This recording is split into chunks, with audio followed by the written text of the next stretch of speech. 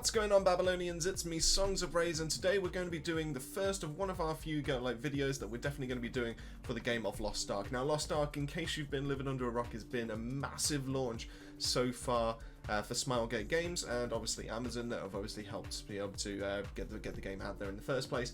And there's a lot of news going around for the fact that people are struggling to be able to get into games in the first place, and they're struggling to be able to, there's queues of like 14,000, 19,000 long just to be able to get into a game. Like, for example, yesterday on I was like about 12,000th, I think it was, or something along those lines, and it took me a good solid hour just to be able to get into the game, just to be able to play. And so a lot of people are starting to gravitate towards what they were doing when it came to New World, which was obviously another game that was from Amazon, where they were struggling to be able to get logged in the first place, and that would be log in fairly early on, and then just use a way to be able to make it look like you're still playing, to be able to stay logged into the server for longer, so that you didn't have to worry too much about logging in. It kind of makes it a bit difficult to be able to obviously, if you find yourself like a spare hour or something like that, to be able to log into Lost Ark and just have a quick blast of the game. It does make it very difficult, but I imagine over time that will actually become a lot easier. So today we're not going to be looking at the difficulties of being able to log into Lost Ark. We're actually going to be looking at the early game, or the beginner's guide, when it comes to using the Artillerist class. Now, the Artillerist is one of my favourites that's currently in this game. I don't currently have them leveled up to level 60 to be able to like do endgame content or anything like that. So that will be a later video that comes down the line. But just know that Artillerist is a lot of fun to be able to play. They're mainly for kind of like ranged, and they definitely play better when it comes to that kind of playstyle. So I definitely, if that's the kind of like mindset that you normally like to go into, then definitely pick this class up. Before we go any further, make sure that you are liked and subscribed to the channel for more Lost Ark content that's going to be coming on. And yeah, this is definitely a game that we're hyped for, and hopefully this is something that you're interested in as well. So make sure you do click that like and subscribe button, and let's get straight into it. So these are my current stats, so I wouldn't worry too much about that when it comes to it. Just know that this is basically the character that you're going to be looking at. When it comes to combat stats, this definitely comes more into play when as soon as you start making a build, and obviously you have to grind for those higher levels. Basically, specialization seems to be like one of the main things to be able to increase your damage. So I would highly recommend that you try and find gear pieces like equipment like this to be able to increase. I've just realised that I've got a ring that's level 18, and I've just been swapping things back and forth for that. But anyway, that's separate. But yeah, specialisation is definitely one you want to be able to go for. Swiftness is definitely not bad, because that helps to be able to reduce those cooldowns for yourself as well. Endurance definitely makes you not so squishy, which if you're doing Artillerist right, you shouldn't be getting hit in the first place, but you definitely cannot go wrong with a bit of endurance. And lastly, obviously, crit rate is definitely important for the Artillerist, in my personal opinion, just because there are some very hard-hitting skills when it comes to this class, and being able to hit a crit on those, it just makes all the difference between kind of like one-shotting a mob, or just finishing them off in one single ability, compared to obviously having to combine it with another. So personally, I'd recommend specialization first and foremost, because that is a flat damage buff in the first place. Maybe then a little bit of swiftness, but crit is probably the second best when it comes to that. If we then quickly have a look into the skills, so obviously all these skills you won't have all unlocked, leading up to 25 or 30. I think if I remember right, so there's 20.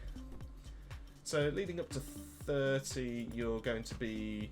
You won't have unlocked Gravity Explosion, so anything that's onwards you won't have seen. So you're going to be looking like Plasma Storm and prior to that. Obviously, as I've leveled up, I've started putting my skills in, and this kind of build will actually be in a separate video as well, because I'm enjoying what I currently have, and it does kind of gravitate around about 3 main skills. But yeah, that's something completely separate. So when we have a look at the skills, some of these are already pre-unlocked, because obviously you start at level 10, and some of them are definitely better than others, so let's just say. So first and foremost, we have the Enhanced Shell. Now, the Enhanced Shell is just basically...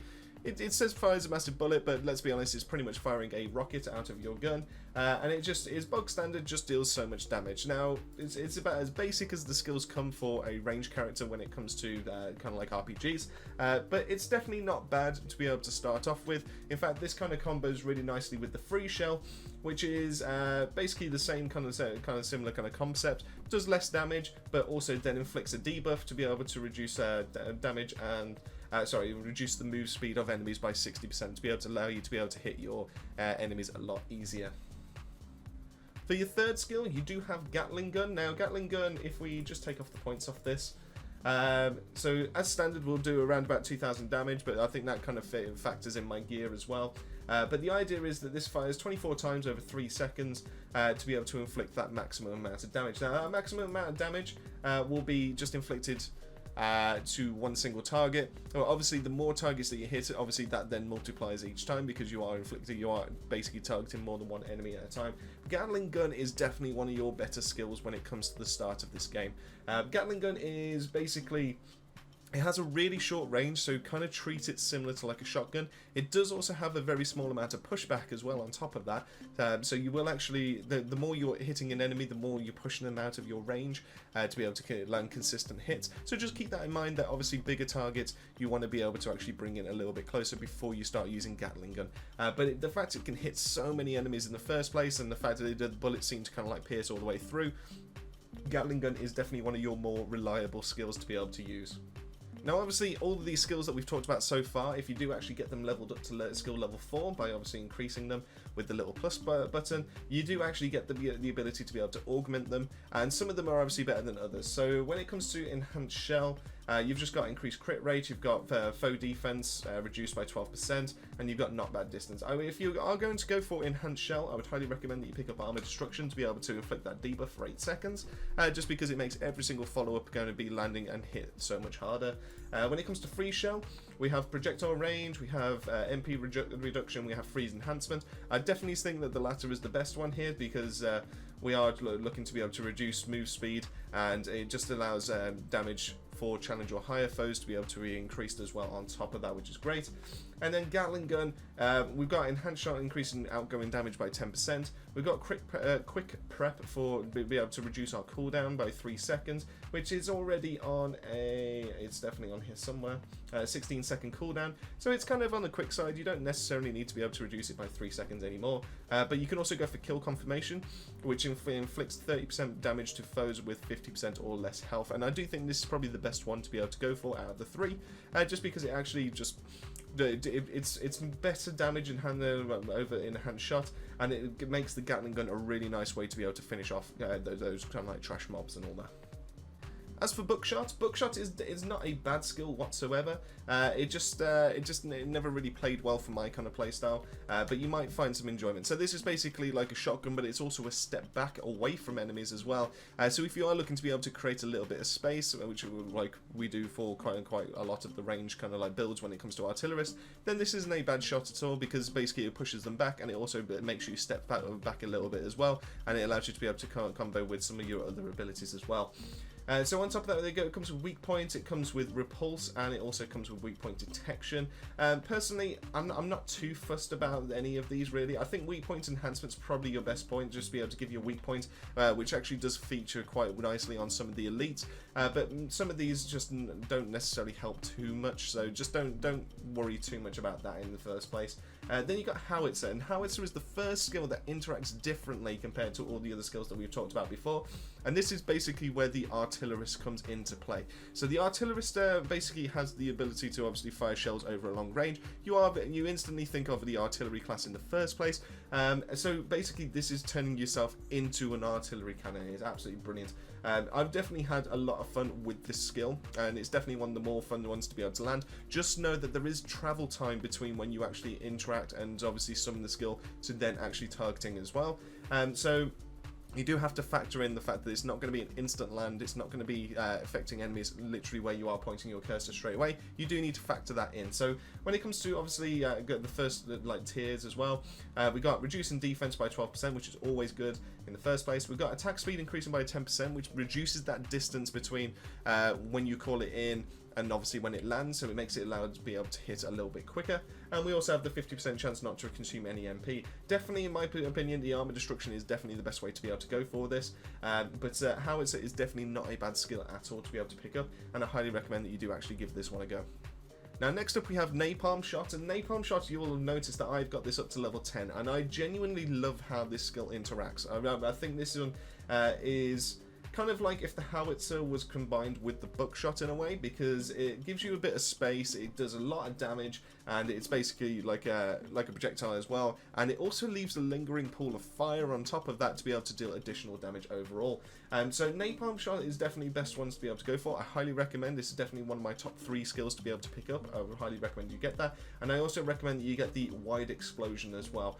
You can go for things like stagger damage to foes, and you can go for weakening and enhancement. Those are they're not bad picks to be able to go for in the first place, but I highly recommend wide explosion just so you can actually hit more enemies with this ability, and yeah, you'll notice the damage output as soon as you actually pick this up. Next up, we've got Flamethrower, and I genuinely think that Flamethrower is possibly one of the best skills in this whole game at the moment, because Flamethrower, for PvE anyway, allows you to be able to mow through pretty much everything that's coming your way. So basically, you hold down the button. It's a channeling skill, so you have to hold down the button. It's not like a single tap. If you tap it, it will bring it out and instantly put it away, and it will go into a very short cooldown. But basically, pull it out, be able to inflict all that fire damage. The fire travels through enemies as well on top of that. The only thing that you got to be aware of is the fact that you can't aim left and right like you can with Barrage, but that does mean that you can actually move forward, backwards, left and right. So you keep your movement, but you're not able to aim basically, is the best way to be able to put it. So when it comes to Flamethrower, I currently go for reducing the cooldown for it, but you can go for the crit rate thing. So that's a personal preference. I highly recommend you test that out with either. Just because I wanted my cooldown to be reduced by that 20% to be able to bring it down to a 16-second cooldown. But that's also because I've leveled it all the way up to tier 3 mastery, and I just really use it as one of my main DPS options in this game. If I combine that with the Napalm Shot, basically that's my main DPS output as it currently stands, and I'm seeing a lot of success with it. I've even taken it into PvP. I've only had one match in PvP, but the Flamethrower and the Napalm Shot were 2 of the skills that were actually keeping me in the fight and actually allowing me to do a bit of DPS. But I do know that obviously there is a bit of strategy when it comes to PvP, so I do need to learn that side of things. But when it comes to PvE, you definitely cannot go wrong with the Flamethrower. I highly recommend that you do actually pick this up. So next up for the skills, we've got Swing, and Swing is not a bad skill. I mean, I kind of underestimate it, but it's the only way that the Artillerist is able to really actually inflict stun, unless you're going for some of the mods to be able to change it. So Swing allows you to be able to just like a very small cone in front of you, basically swing your launcher, and it will do a decent amount of damage, and it will also stun enemies for 3 seconds. On top of that, you can actually increase it to be able to go for, obviously, these enhancements. The best one that I've seen so far is this tier 2 one. So if you are planning to be able to go for some kind of stun as a bit more of a close range option, then I'd highly recommend that you pick up Spin Attack. And this basically this works really well in PvE and PvP from what I can tell. To be able to stun basically enemies every single way around you. Now, just keep in mind that it is kind of a very small radius in terms of like actual swing potential, so you're not going to be able to reach out as far as some of the other abilities that you currently have. But it's definitely a good option to be able to do like some close combat, and it also helps you just in case you do actually need to be able to make a little bit of a difference in terms of like bridge that gap. So you are getting a bit surrounded. You can activate this, give yourself a bit of a breather, and then move yourself back to where you actually want to be able to be positioned. You can also go for quick attack to be able to speed up the swing, but I find that's highly unnecessary. And we've also got the magic control to be able to reduce the MP cost, but artillerists don't seem to have an issue when it comes to MP as far as I can tell, so I'd highly recommend you steer clear of that. Next up, we have basically what howitzer basically is kind of the big brother of it, basically, is the best way to be able to put it, and this is Air Raid. So Air Raid is a really nice juggling ability, and what I mean by this is it summons very similar to the howitzer actually appears on there, but it's a bigger circle, and it doesn't hit just the once, it hits multiple times, and it will hit multiple enemies in that kind of area. But every single one that's hit will start juggling them, so if they land on the floor, they'll then bounce back up. So it's almost like a makeshift stun in a way, but obviously it's kind of dependent on if the shells are actually going to hit them in the first place. It deals a little bit of damage, but it's not as consistent due to obviously the wide cone that you can actually land in. But it is a lot of fun to be able to mess around with. It is a lot of fun to be able to call, and it can do a decent amount of damage on bosses. But when it comes to like mobs and all that, it's very difficult to be able to aim because it does have more of a kind of a delay between when you call it in and when it comes down compared to howitzer, because of how many shots are actually being deployed. When it comes to that, obviously you can actually modify it as well. You can go for concussion, which increases the stagger level, which just helps out a little bit more. You got quick fire, which is probably the best one to be able to go for, because that reduces the time between calling it in and actually being able to hit and call down. And you've also got prepared to fire, which inflicts a 10% damage of the skill in the first place, and then knocks them into the air, and then obviously your skill then impacts as well. So those two are probably the best one, but I would probably say that quick fire is probably the easiest one, or probably the best one to be able to go for overall. Next up, we've got Jump Barrage, and Jump Barrage is also very similar to Swing in the fact it has a very short radius in terms of how it kind of affects people, but it does a really good job of being able to kind of like make some space, to be able to inflict a decent amount of damage, all that kind of thing, and just I believe it also knocks them down as well, which you might be able to see some gameplay in the background. But yeah, so when it comes to the modifications for this is why I've only ever really used this for PvP. I haven't really used it for PvE, just because I don't want enemies to be able to get that close in the first place. But you can go for increasing your attack speed by 10%, which kind of feels a bit negligible. You got a 50% chance to not consume any MP, which once again feels very negligible. And our explosion hit, knockdown, and duration increased by 0.5 seconds. Very small amount, but that's definitely the best one of those options for the tier 1 abilities to be able to grab. But I wouldn't necessarily recommend that you grab this as like one of your main abilities going forward. But once again, feel free to have a bit of a mess about. But it's just not quite worked out in practice for me when it comes to PvE. So we've only got 2 abilities left in terms of what you would actually earn up to level 30, and that would be the Summon Turret. Now, the Summon Turret is actually a really good skill, and it's a very good debuffer, and it's also very good at being able to handle mobs when you're kind of struggling, or when some of your abilities are on cooldown. So I kind of use this to be able to take out elites really, really quickly. So I kind of level this all the way up, but at the very least, make sure you get it up to tier 1 if you are planning to do this. That gives you 2 turrets to be able to mess about with, and I always go for the on hit, the foe defense reduced by 12%. So basically, you're able to do all your standard stuff, and obviously they're inflicting damage on top of debuffing the enemies as well, to be able to affect any other hits that they're going to be sending out. And this will affect your flamethrowers, affect basically any ability that you're about to send out. The turrets will handle it in terms of applying that debuff, and now you're able to inflict way more damage, and you don't even have to control them. They will do their own stuff, and you just plant them. I think it's absolutely brilliant. You can go for high speed recharge to be able to obviously get them back a little bit quicker. That might be, if it wasn't for the fact that the defense debuff was in the same category, I definitely would have gone for that. But you can always pick things up if you actually do try to main turrets, obviously at level 3, to be able to reduce stack time by 5 seconds instead of 2 seconds. But it's kind of minor, but definitely to pick up the debuff, I would highly recommend that's the best way to be able to go for, and you'll actually see some really good, nice stats to be able to come out from it. And then lastly, we have the Plasma Storm. Now, the Plasma Storm is, I haven't messed about with this too much, just because I don't think it really fits in much with the builds, but I could be wrong. Maybe this is like a really hidden like PvP kind of side of things. So you can see a little bit of gameplay in the background, but Plasma Storm as a whole is just, it's kind of slow. It doesn't do too much damage, but I can kind of see what they were going with. I think if you're going to like pick this up and give it a go, then maybe this is something you can just have a bit of mess around with, to be able to see if it actually kind of fits your playstyle that you're trying to go for. But I haven't found too much success with it. I haven't really found a way to be able to fit it in terms of my 8 skills that I'm planning to be able to take out. And there's definitely better things out there when it comes to this. I have yet to be able to try this out in PvP, so maybe, like I said, maybe I'm currently maybe I'm missing the point in that, so maybe I'll give that a go at some point and I'll let you know how I get on. But as it currently stands, Plasma Storm is not the way to be able to go for, but once again, feel free to be able to dictate your own build, but that's just purely my opinion when it comes to it after playing this character to level 45. So in general, how does the Artillerist kind of playstyle really cater towards? And you've probably already got the idea behind this, but it's definitely more of a range kind of DPS. Now, I have heard reports that the Artillerist can also go for tanking. They can pretty much cover everything apart from support, but they are pretty much designed and pretty much geared towards being a DPS kind of build in the first place. So I'd highly recommend that you kind of play into that strength, and you definitely give it a go.